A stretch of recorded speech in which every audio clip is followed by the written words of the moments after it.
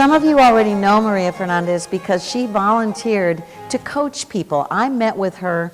I was going to coach her, and I was so impressed with the way that she had organized her job search and had come up with what she has decided she's very good at. She has a lot of experience working with job seekers, counseling job seekers, and she volunteers on a regular basis, although I'm not exactly sure what it is, and from 12 to 1, while some of us are doing chat room, she's in the little Indeed room coaching people, and she coaches people. She'll set up one-on-one appointments with people, and she also does group coaching, helping people get clarity as to what direction they want to go in. So it could be at some point Sean wants to talk to Maria and see, but she's going to talk a little bit about that today.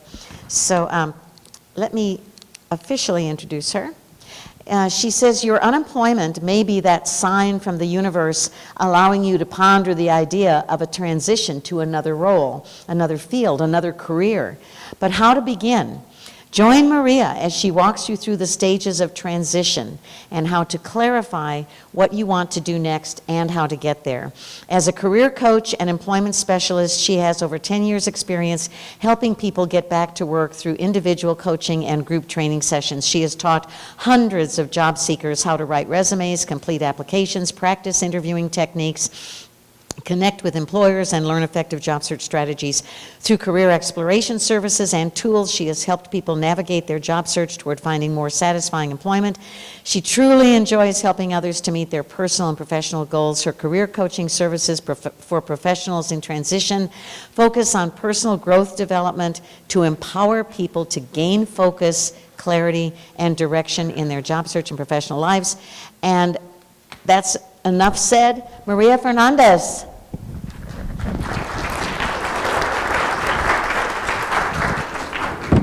Well, I want to thank Kathy for the opportunity to be here today and talk with you about a topic that is very near and dear to my heart, which is transition. And for her really to take the risk with me to come and speak with you about this topic, because I know that I'm in a safe place, and this is my first time really speaking about this topic in a job search setting. And so I am thankful to be here. And as Kathy mentioned, I have been working with people who have been in the job search for many years.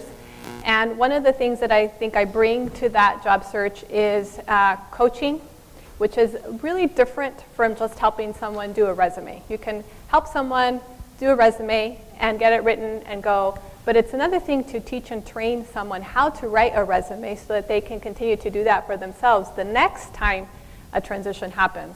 And so I'm going to focus a little bit more today on just what it means to understand transition for a more effective job search so that you have the vocabulary for what's happening while you're in this job search and can identify better where you're at and what actions you would need to take for yourself.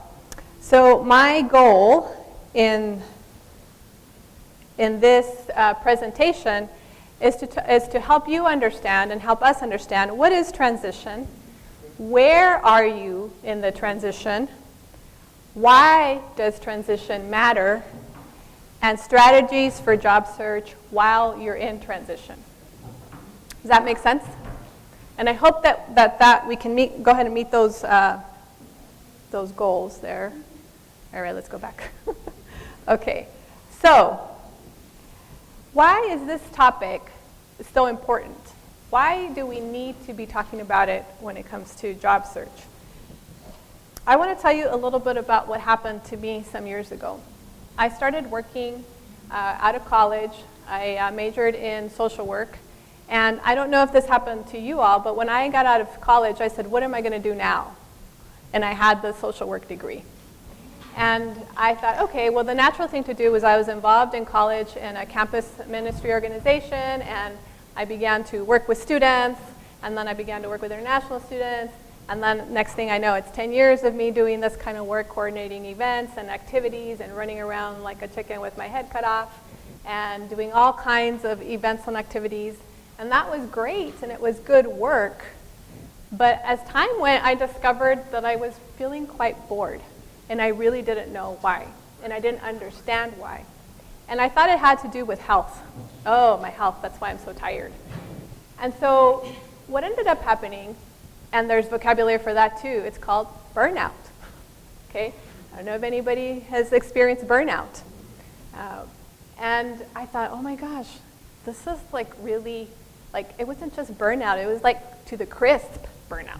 It's like bacon crisp. And I stepped back and I thought, what am I going to do about this?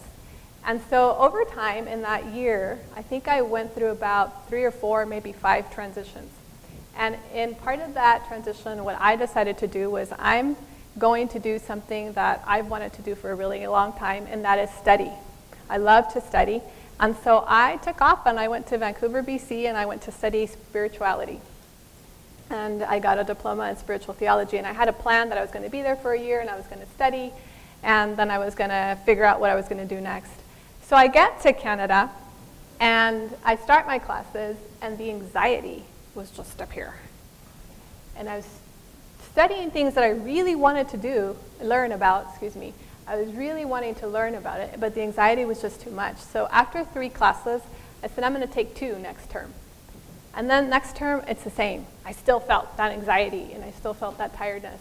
And so I said, I'm going to give myself about 6 months, and I'm just not going to study or do anything. And I wasn't sure what that meant, but as the days went, I went for coffee with friends, I went to watch movies, I hung out with myself, and took lots of long walks. And lo and behold, by 6 months, it was very clear to me what my classes were going to be that I was going to take, why I was taking them, what I wanted to do with them, etc. And then I could move forward in my journey as a student. And that time taught me a lot. And when I say that I took time to do the things that I really enjoyed, one of those things is reading. And I love the public library. I know there's all kinds of things now out on the internet and, Amazon and whatever. But the public library is amazing. And one day I think I'll write an article like Ode to the Public Library.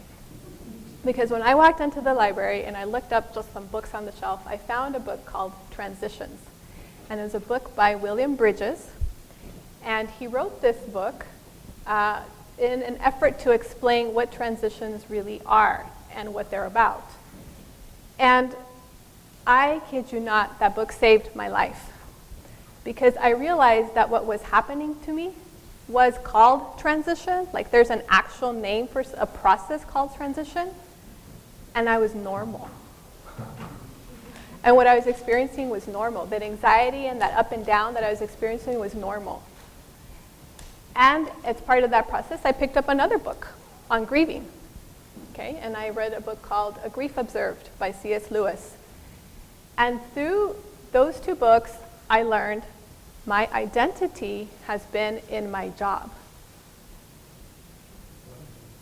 My identity has been in my job. This cannot be, right? I am not my job.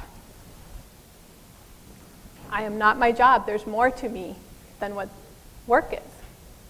But I had worked. That's what my life had been. And that was the example that I had growing up. You work, and you work really hard. Okay? I was beginning to learn during that time what it meant to really build relationships, what it meant to have friendships, what it meant to be connected to myself, okay, what it meant to be connected to a community. All of those things are really important for us as human beings. Okay? So transition also helps us to be more human. So that's part of how I got interested in the work of transitions and how it happens that it just became something that I wanted to learn more and more about. Now, you make a change. Okay? So a change happens. Okay? Maybe you made the change, or the change came to you. Okay? In any case, the change happens and the transition comes after. Okay? They're not the same. And I'll talk a little bit more about that in a bit. Sometimes when we're about to go into a transition, something's happening with us and we don't know what it is. The last transition that I just made, moving from Portland to Austin, yeah, that's right, from Portland to Austin, that I sensed had started happening 2 or 3 years ago. Something in me was saying, something needs to change, something needs to happen. But I couldn't put my finger on it, and I couldn't tell you why at that moment, what was going on. Okay? But then I made the change. Okay? I made the change from Portland to Austin. And maybe you've made the change too, right? Or it was made for you. Anybody got laid off in this room? Okay? Anybody left their job because they wanted something more? Okay? You moved from one city to another, one state to another. You were a stay-at-home parent for a while, and now you want to get back to work. Maybe you got married. Maybe you got divorced. Maybe you bought a house, or you adopted a child. Maybe you had a health issue that worsened. Maybe you had a health issue that got better. Okay? All of those things are changes, right? They're part of life. Okay? Today you might walk out and decide to make another change, right? I don't know. What kind of change would you make, do you think? It can be small, it can be big. Maybe you might decide that you were going to go to lunch in one place, and then you'd look at your budget and you say, oh, never mind. You know, I'm not going to do that. That's a change, right? Okay? So making the change, in a way, when it comes to transition, is the easy part of a transition. Okay? It happens quickly. But when you also begin to sense that something, okay, that something that puts you in that place where that change happens. Let me see my PowerPoint here. Aha, there we are. The 3 Ds begin to come into your life. Okay? The 3 Ds are those things that help you sense that something is about to change. In my case, I started to feel like it had to be a drastic change. It wasn't going to be a small change anymore. I wasn't just going to change a direction. It had to be big for whatever reason. So the disenchantment, here's a word for us for our vocabulary for transition. The reality that you lived in is gone. Okay? And the reality that is now coming, you don't know what it is. Okay? So where you're at sometimes in that disenchantment phase is that there's a reality, but then at the same time, you're not quite sure what reality is anymore. Right?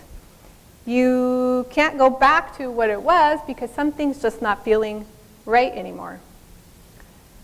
Disidentification. Okay? This is the process of breaking up that old identity. So if you were a stay-at-home mom for some time, for example, and you want to get back to work, and your identity was in being a mom, getting back to work changes that identity for you. And then we have disorientation. Is anybody familiar with that word? Does anybody feel disoriented in the job search? Ah, a hand went up, 2 hands went up. Okay, you feel disoriented, or you feel lost. Okay? And one thing about being lost, or being in a state of being lost, or maybe we can even say we feel lost, is that we'll be found. We won't stay lost forever. And there's a quote out there, I think it's Robert Frost, not all who wander are lost. Okay? And I saw a movie recently, and I loved the line, it was in Spanish, but she basically said, the one who is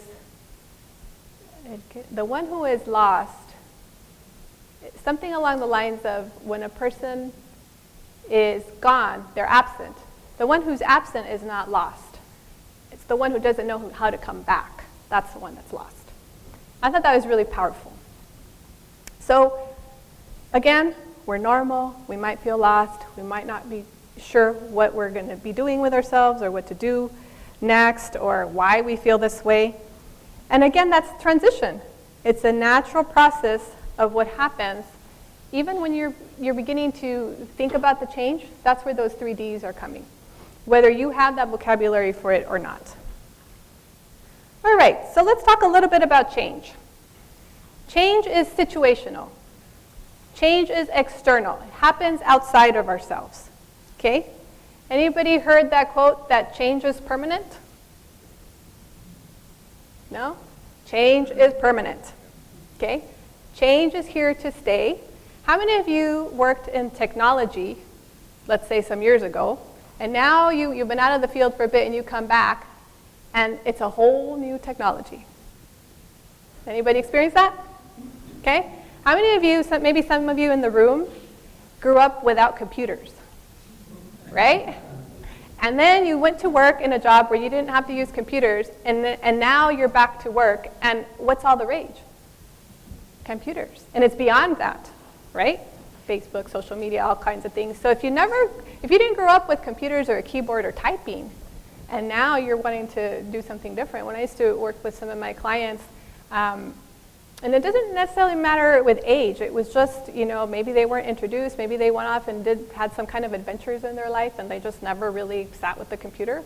And then I sit them to a computer, and I'm like, okay, we're going to write a resume, and you're going to be the one typing. I can't do this. Yes, you can. Right? You can. We can. All right? Change is external. Something is always, always changing. Okay? Generally, we don't resist the change. Okay, we make a change, or it gets made, but we don't necessarily resist the change. Okay? Then comes transition after the change. Okay? Transition is the internal psychological process that happens in the aftermath of a change. Okay?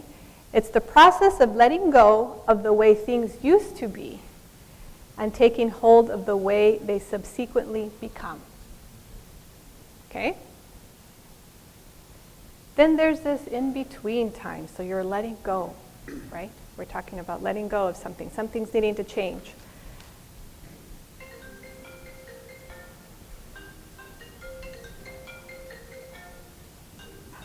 Something's needing to change. There. What's that? There you go. Okay, so then that is the transition, okay? And then you have the in-between time, that internal time. And you see there that you have the endings, the neutral zone, and the new beginnings, okay? So there is that interior and exterior thing happening at the same time. The change happens. The psychological inner part, again, is called transition. There are 3 phases of transition. So if you can see there, you see here on the side, you've got the productivity during transition, okay? And then you've got time. Time, right? Transition begins oddly with endings, okay? There's a change that's made, an ending happens. Then we move into the neutral zone, and then we move on to new beginnings. As you can see here, there's a productivity during transition. What happens? Sometimes it drops, okay? Everybody experiences transition differently, okay? But in the ending, so something got left behind over here, and maybe your productivity drops, okay?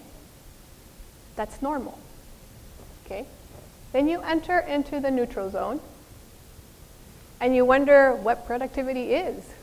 I don't know for any of you, I'm like, does it mean to be productive again?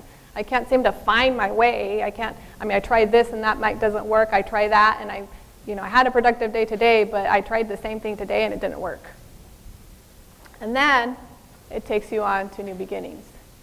So transition has a way of working with us, of molding us and shaping us, whether we want to be molded or shaped or not. Okay? It will do what it needs to do. So sometimes it can take a really long time.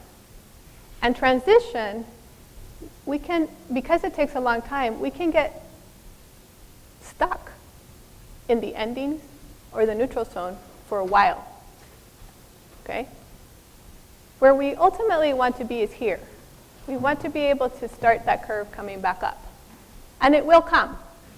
Okay? And I'll talk a little bit more about about how that is. So the ending is basically you're losing something, a reality, maybe a value, maybe it's a old self-image, an old self of who you are. It's wanting to not exist anymore. It's a little bit like the lobster.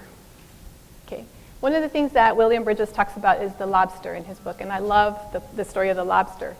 I don't know if you know this. I found that it was really fascinating, that the lobster sheds its shell.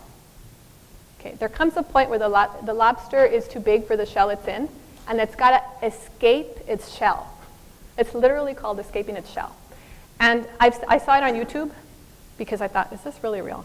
And so I saw it on YouTube, and it just climbs itself out of the tail part, and then it lifts, and then boom, out. So I saw 2 of them. The first one was easy. The second one, that poor lobster was fighting. And it couldn't get out, and it couldn't get out, but it wasn't giving up. Okay, I didn't get to see the ending because the video was only like 2 minutes. But I have to believe that that lobster eventually got out of his shell. The neutral zone, as you can see there, the emotions, it can be very confusing, disorienting. You can feel frustrated, skeptical, apathetic. You can decide you don't care. You can decide that's it. I don't want to do this. And then the beginning is taking on that new reality. The ending, you're letting go of that old identity. The neutral zone, I like to think of it as you are learning to navigate the old with the new. That's the way I like to think of it. And then the beginning, you're moving forward. Okay? So, I said earlier that a change happens and we don't resist the change. Well, how do we feel about transition?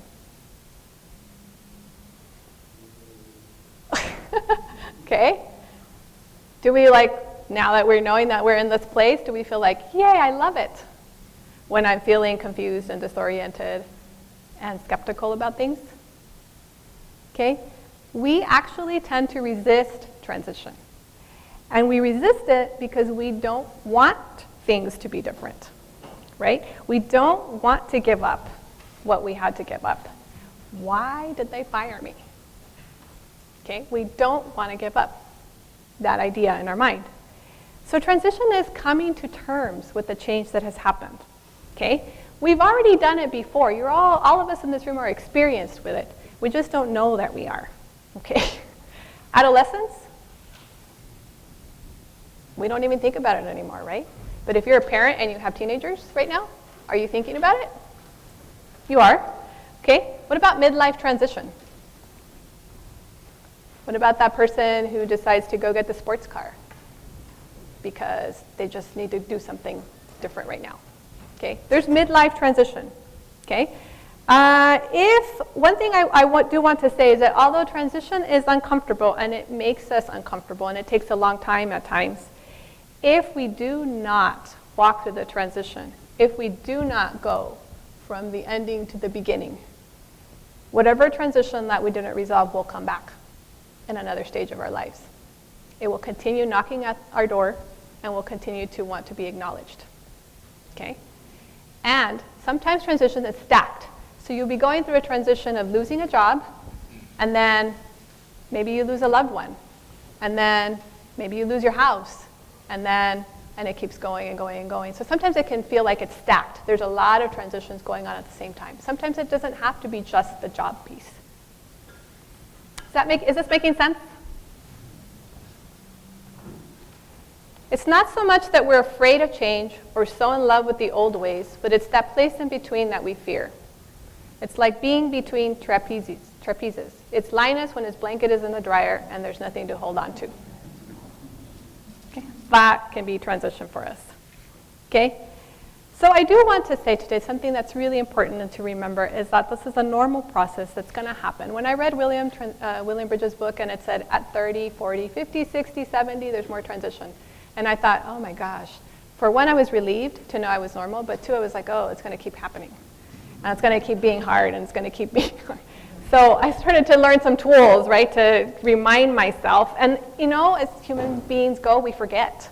And then we're back in another transition, and we're going, what is going on? And transition happens not only to us individually, but it happens in organizations. Okay? How many of you are managers or have been managers of your organization, and you try to implement a change, and your people are like, we're not doing it? And does it make your job fun to go to every day? Okay. No, they don't know that they're in transition, right? Transition demands attention. Okay, it wants to bring us to the present. I'll go back to that in a little bit. The neutral zone is that place that is rich. Here's some of the words that I've come up with. Rich, creative, healing, full of potential, discovery, grieving. It is the struggle, and it's a time of transformation. And the intention of that transition is to prepare you for the new beginning that is coming. Okay? In a way, it's like growing pains, and it's what takes us to that place of maturity. Okay? It happens to us on an emotional, mental, physical, and psychological level. Okay? We are holistic human beings. We are not just our job. Okay? We are not just the role we've had. We are not just in our head thinking about things. We are a whole human being. So it will affect everything about who we are when we're in transition. This is a picture of Violet, okay, and her force field. How many of you have seen the movie The Incredibles? I love The Incredibles, okay, and I specifically love Violet.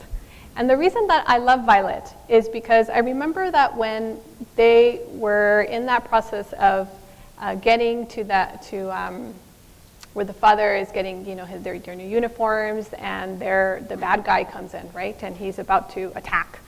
And here's Violet on her way with her parents to this new mission.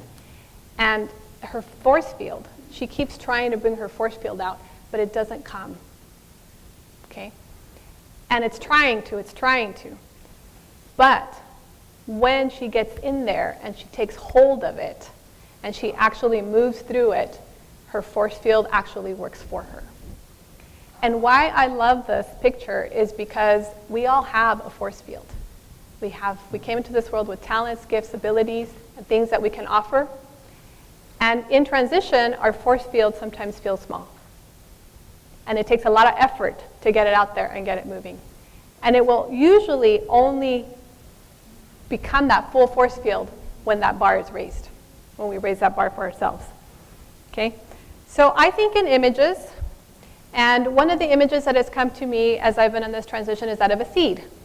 Okay? So if you think of a seed and the seed is dropped into the ground, what happens to that seed? It depends. It depends on what?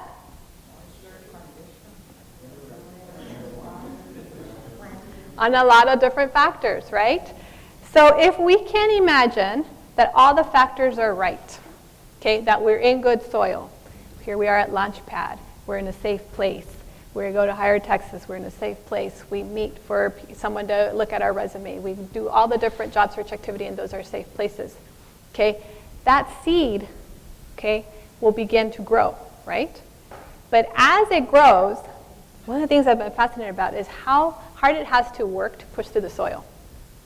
Okay, and I'm thinking about the job search as that point where you come across a little pebble, and it's that moment where the seed's got to push through that pebble or push it aside. And we, if we were that person, we're like, not again, That interview didn't go as well, I didn't get the job, okay? But if we can push through that and we move the pebble, the shoot goes up through the soil and it can become a tree, right? Or a flower or whatever it's meant to be. And that image has been really helpful to me to understand. And Paulo Coelho, who wrote a book on the pilgrimage to Santiago some years ago, talked about us as that seed and that process of imagining ourselves as a seed and unwinding ourselves. And he's kind of this mystical writer. And that's the picture that's come to me during this transition. But also this picture, which I thought was fantastic, where it has the endings, then that neutral zone, and the new beginnings. And you see that little tree in the middle? It's a new little tree that's there, right next to the big tree. Okay? So transition takes us from the endings, the neutral zone, and those new beginnings. Well, that's great, Maria. What does that have to do with job search? Right? I would say that transition and the job search is about constant learning and reevaluation.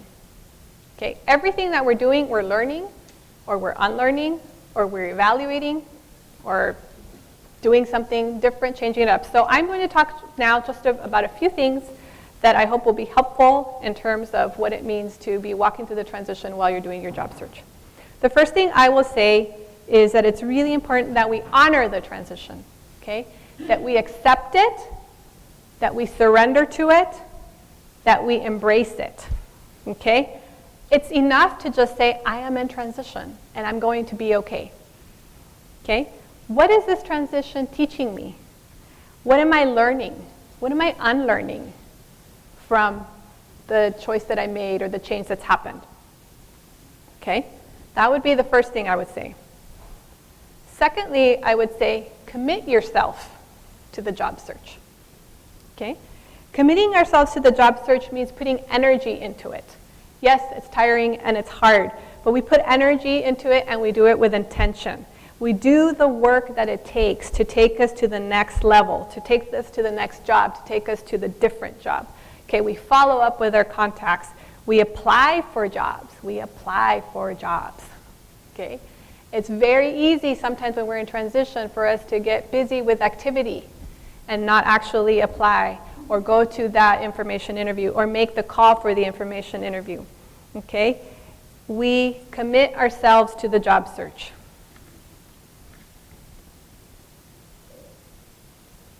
We feel the feelings of job search, okay? So I have a feeling wheel up there. I don't know if anyone's ever become familiar with the feeling wheel. I love it. Psychology would say it's a little bit different than what's on here because essentially they'll say that there are only, 4 emotions, okay? Sad, mad, scared, joyful, and peaceful. Is that right, Philip? Mad, glad, sad, and? Okay, and afraid. Okay, so why I love the feeling wheel is because when I am feeling anxious, I can come to this feeling wheel and I can see that that's based in fear. Okay, when I am feeling, let's say, critical of something or someone or of myself, that emotion is based in being mad or angry. When I am excited about something, that emotion is based in feeling joyful. And when I'm proud of something, it's in powerful. Now, psychology would say this one is not part of it, but I say do everything you can to help yourself. And so it helps me feel powerful if I can feel proud of myself. And then you have peaceful, right? So if you're in a place where you're feeling secure or thankful, your base emotion is peaceful and at peace, right? Why does this matter when it comes to transition? Well, it matters because we need to feel the feelings in order to get to the other side. We need to feel the feelings in order to get to that new beginning. And if we are not feeling the feelings, then the only thing we're doing is suppressing them or stuffing them, right? If we are upset about something and we are not letting ourselves just be upset, that upsetness, if you will, is just going to hang out. And it's just going to stay there. Okay, and it's going to come up again in the next transition or the next change that you make. Okay, it's just going to hang out, right?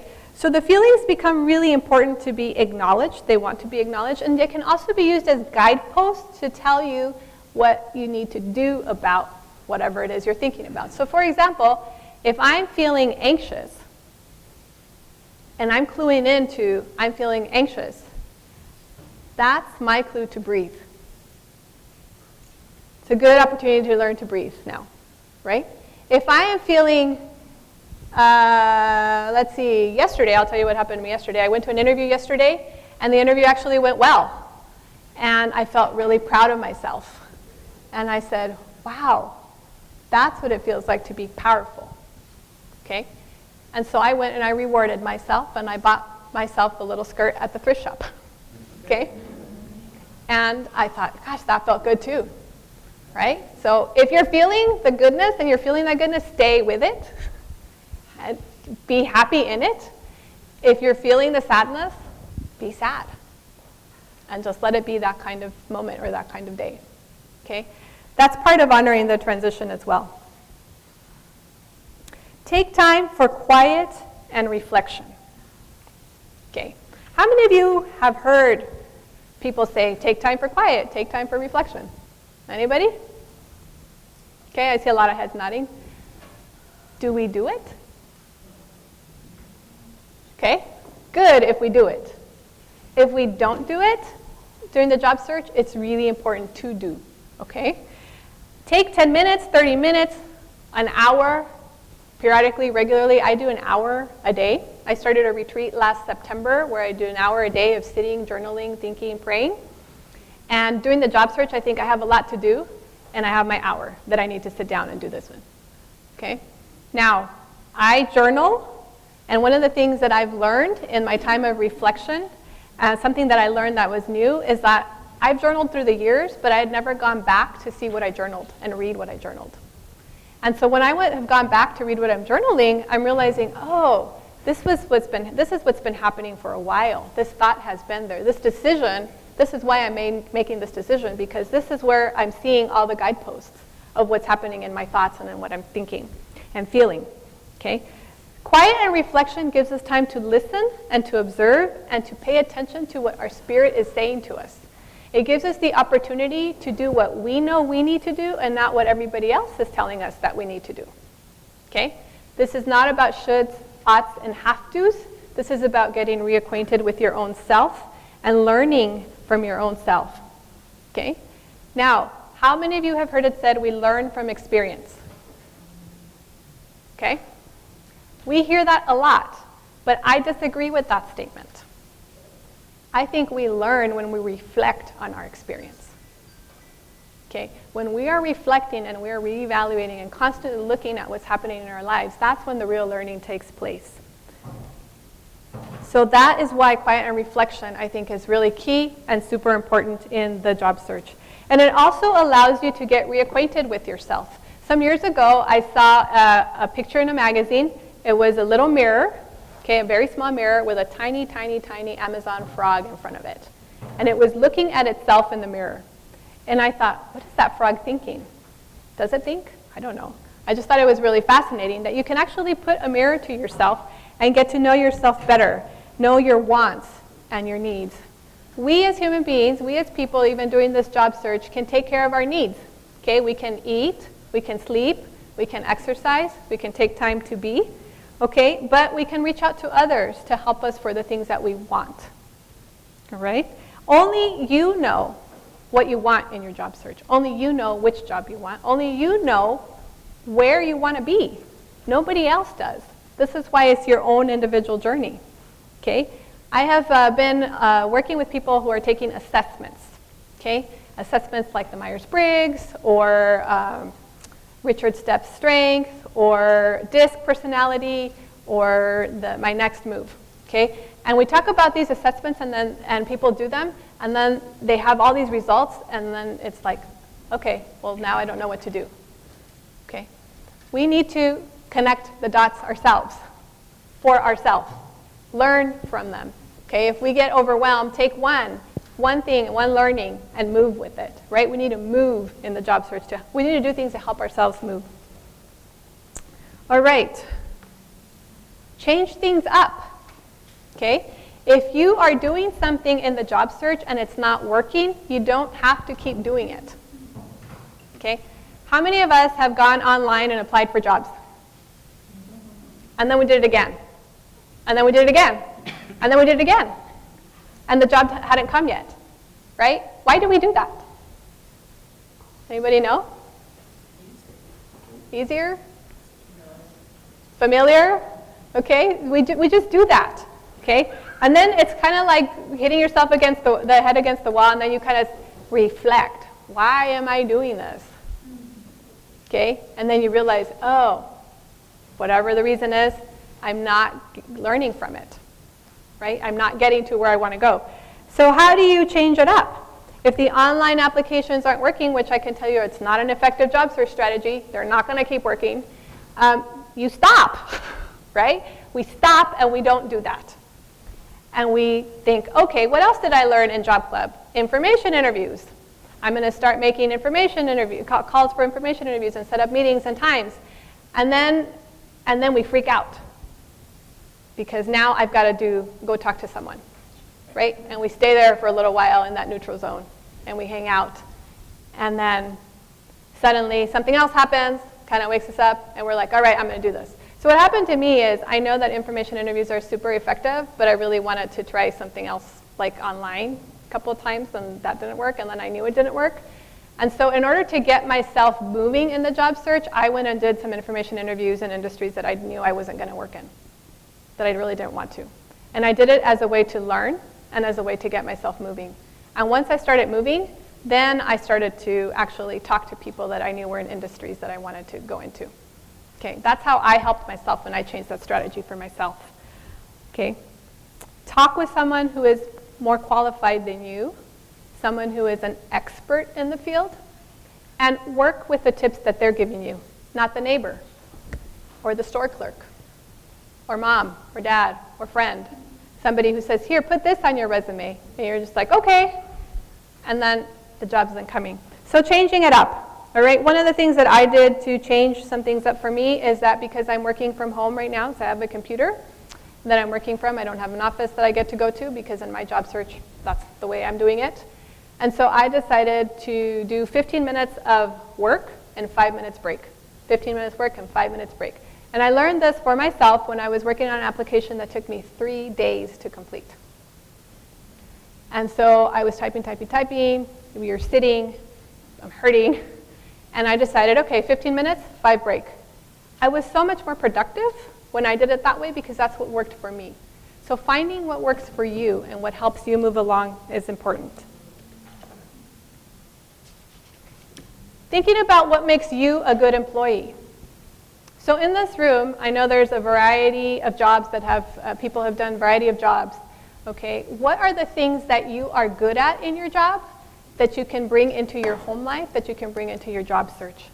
Okay, so I can tell you I have organizational skills. So one of the things that I did for myself in the transition is I set up what I call a administrative hour. And every week I have that administrative hour because I had piles and piles of papers that I'm trying to get rid of at home. And I thought, how do I do this at work? I'm a good employee at work. My organizational skills shine at work. Why can I bring some of that into my job search now? And so I set up my administrative hour, and I started to get rid of piles, and my bills get paid on time. And that's amazing, because I usually have not been late, but when it's job search, it's like a lot of things are happening, and so I'm like, oh my gosh. And then I can create manila folders, and then I can label them, and so that's me, because I'm that administrative person, and I enjoy that. I talked with someone the other day who's a project manager, and I said, what if you project managed yourself, or project managed your job search? What would that look like? So if you are a person who loves to research, and you can really research your way through your job search, focus on that strength and do all that research, and then push yourself out a little bit and a little bit more each time to go talk to people. Okay? Any ideas on that, on some things that for you all that are, I don't know all the jobs represented here? Give yourself some goals for the week. Like if your goal is 4 informational interviews, really scatter them through the day, and then block out times. Because I have other activities besides job searching, so I put my activities on my day in the calendar. And since I'm married, I check with my husband also, so that we don't have conflict, and then we can be very fluent in my job search and family life, and have a good work-life balance as if I was working. Excellent. So, Thank you. Aiden. Maria, I have found, that after a certain number of hours, your brain starts to develop. And I've seen that with keys in some way pushing forward. And then, at a certain point, the productivity gets forced forward. So you're correct, that maybe after about 4 hours of steady goal, you stop. Okay, so resting. Yeah, you think of something else. Actually, sleep is not highly overrated. That's right. Resting and taking care of yourself is part of. Along the way, when I've been job searching, one of the things that's really important to me is lunches and breaks. And I have said to myself, I can never work with an organization that would make me sit at my desk and eat. I'm not going to do it. And so what I do now in my job search is I look at the clock and I'm like, oh, I've been working 3 hours, I'm hungry, it's time to eat. So I go and I take a break and I eat, okay? And then I take my breaks in between. And probably that's why 15 minutes work, 5 minutes break works for me, because I value that very highly. But I did do an information interview some years ago, and the woman said to me, we don't take breaks, vacations, or lunches here. I mean, we work through, there's so much need. It was a social service agency. And I thought, I'm not coming back here, right? That's my value, okay? You're human, we've got to eat. Plus, I like to eat, right? So, I mean, you know, you've got to eat. So doing those things that, you know, like when you're working 8 to 5, right? And then you have time to rest and do other things in the evening. Do those things even now. Do the things that are fun, that energize you. And sometimes we just get bogged down with the job search. And sometimes we get bogged down when we're working, right? And we have to start, again, that reevaluating. What is it that we're going to do different for ourselves? What are we going to change up? Okay? Do something that scares you. I learned that from a mentor. Okay? I can tell you that LinkedIn scared me. But I wouldn't tell you, I didn't know that that was what actually was happening. I was just kind of avoiding it. Okay? And I kept avoiding it, and then somebody said, take everything off. Then I took part of it off. And then I thought, why am I taking it off? And somebody else said, do this. And somebody else said, do that. And I finally said, what am I going to do about my LinkedIn? And then I put the pieces together for myself when I put up my LinkedIn. And I said, you know what? It's not perfect. It's going to be a working document. It's not the way I would like it to be. I've seen all these other people's. They look amazing. But you know what? There's something up there. And you know what? People look at that thing. They totally look at it. And you get all these messages, and then you can reach out. And I reached out to someone, and as a result, I got an interview. And I thought, oh, I'm so glad I did it the way that I needed to do it for me. Okay? Doing this presentation scared me. Okay? When I got up here and I said, I'm in a safe place, it's because I did something that scared me, a PowerPoint presentation. And as you can see, my presentation is very simple because it's the very first one I've ever done. And I've been freaking out all week trying to figure out how to put it together. Do I put a video in there? Do I take it out? Why isn't it working? Why won't the lobster show up? I wanted to put a lobster in here. Then they show up. Why this? Why that? And I'm calling all the people that I have gotten to know during this transition that have become dear friends. What do I do? It's not working. I can't find it. Oh, well, this is where you're at. Do this. So, and I finally decided, okay, it's just going to be as simple as I can put it and get it up there. And I hope that it helps someone with something. Right? It's been scary. Okay? How many of you feel really excited about information interviews? Not a couple of hands here and there. If you're the extroverted type of person, you might feel like, hey, you just want to keep talking and getting to know people. But if you're the introvert, how do you feel about information interviews? I'm seeing lots of no's.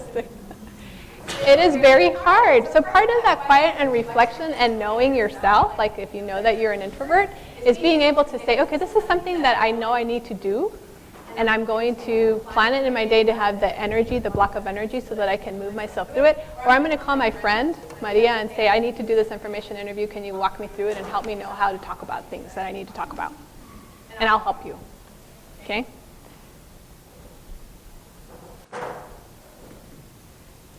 Learn how to explain your transition to yourself and to others. Okay? Sometimes we get concerned about gaps that we might have, and sometimes we make changes and the transition from the change takes a lot longer than we expect. And we have to figure out how we're going to talk about it to employers and how we're going to talk about it to ourselves, how we're going to understand it. So me being a writer and having a lot of little pieces of paper, one of the things I did is I took a couple little pieces of paper and I wrote notes on here of what my transition has been like and what it's been about. And I wrote down that I read leadership books, and I put down their titles. I went to trainings, okay, like LinkedIn, and interview training and networking. And I'm going to go to the PowerPoint class, but I just didn't make it to there before today. And I have been volunteering, and I have gone through a social justice training. And now I'm also volunteering for the Long Center for special events. And then I've started to put that on my resume that I'm volunteering with Launchpad in Higher Texas.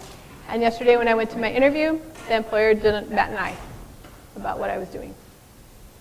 So learning how to talk about your transition and what it has meant to you and the things that you've learned in it is going to be really important when it comes to talking to an employer and even to practicing your interviews, right? Because I have gone through a couple of phone screenings at this time, and the very first phone screening I was asked, so you moved from Portland and you're now in Austin. What have you been doing during that time?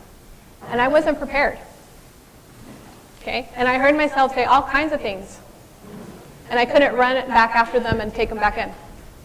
It was done, okay? So what I learned from that experience is I am going to take a piece of paper and I'm going to write down what I've done so that next time I'm in a screening or I go to an interview, I'm going to review this first so that I can then speak naturally about what I've been doing during the transition.